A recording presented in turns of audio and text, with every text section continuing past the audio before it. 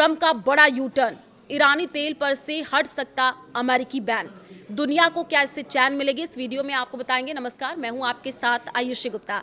देखिए, आम लोगों के लिए बड़ी राहत देने वाली खबर सामने आ चुकी है।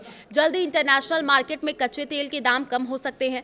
खबर यह है कि अमेरिका जल्द ही ईरानी तेल से प्रतिबंधों को हटा सकता है, ताकि कच्चे तेल की सप्लाई में इजाफा हो और आम लोगों को राहत मिले।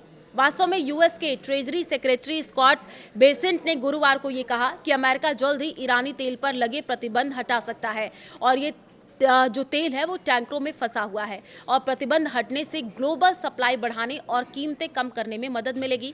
140 मिलियन ऑयल से हट सकता है बैन।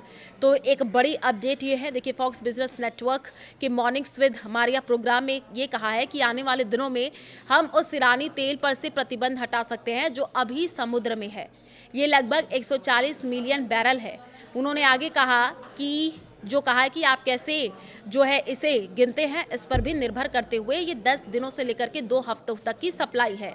बेसेंट ने ये कहा कि प्रतिबंधित ईरानी तेल को ग्लोबल सप्लाई में शामिल करने से अगले 10 से 14 दिनों तक तेल की कीमतें कम रखने में मदद मिलेगी। पिछले 2 हफ्तों में ज़्यादातर समय तेल की कीमतें $100 प्रति बैरल से ऊपर रही हैं।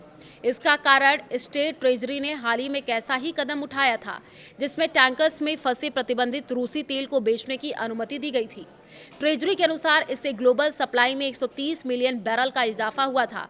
बेसेंट ने कहा कि अमेरिकी सप्लाई बढ़ाने के लिए और भी कदम उठाया जाएगा। इनमें स्ट्रैटेजिक पेट्रोलियम रिजर्व से एक तरफा रूप से भंडारी जारी करना भी शामिल है और ये कदम पिछले हफ्ते G7 देशों द्वारा मिलकर के जारी किए गए 400 मिलियन बैरल के अतिरिक्त होगा। उन्होंने कहा कि ट्रेजरी ऑयल फ्यूचर्स मार्केट्स में बिल्कुल भी दखल देने की कोशिश नहीं करेगा। इसके बजाय वो फिजिकल सप्लाई बढ़ाने के लिए कदम उठाएगा ताकि स्ट्रेट ऑफ हॉर्मुज के बंद होने से पैदा हुई 10 मिलियन से 14 मिलियन बैरल प्रतिदिन की कमी को पूरा किया जा सके। जापानी पीएम से होगी मुलाकात। बेसेंट ने साफ तौर पर कहा है कि राष्ट्रपति डोनाल्ड ट्रंप गुरुवार को व्हाइट हाउस में जापानी प्रधानमंत्री सनाए ताकेशी से भी बातचीत करेंगे।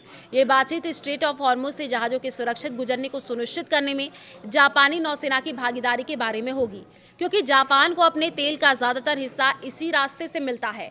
वो अमेरिका के पक्ष में है। मुझे लगता है कि आज हमारी बहुत अच्छी बातचीत होगी।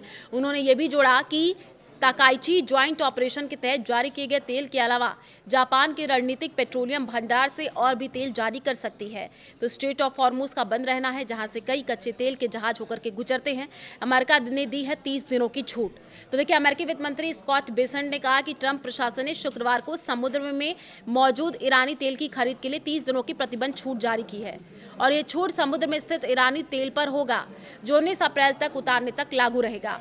युद्ध शुरू होने के बाद से ये तीसरी बार है जब अमेरिका ने तेल पर लगे प्रतिबंधों में अस्थायी छूट दी है। समंदर के बीच इतना बड़ा तेल भंडार। केपलर के कच्चे तेल बाजार डेटा के अनुसार लगभग 170 मिलियन या 17 करोड़ बैरल ईरानी कच्चा तेल समुद्र में है, जो मिडिल ईस्ट की खाड़ी से लेकर के चीन के निकट के जल क्षेत्र तक फैले जहाजों पर मौजूद है। कंसल्टेंसी एनर्जी एक्सपर्ट्स ने 19 मार्च को अनुमान लगाया कि पानी पर 13 करोड़ से 14 करोड़ बैरल ईरानी तेल मौजूद है, जो मिडिल ईस्ट के 14 दिनों के उत्पादन के बराबर है। एशिया अपने कच्चे तेल की आपूर्ति का 60% हिस्सा मिडिल ईस्ट से मांगता है और इस महीने स्ट्रेट ऑफ हॉर्मुज के लगभग बंद होने से पूरे क्षेत्र की रिफाइनरियों को कम दरों पर काम करने और ईंधन निर्यात में कटौती करने के लिए मजबूर होना पड़ रहा है।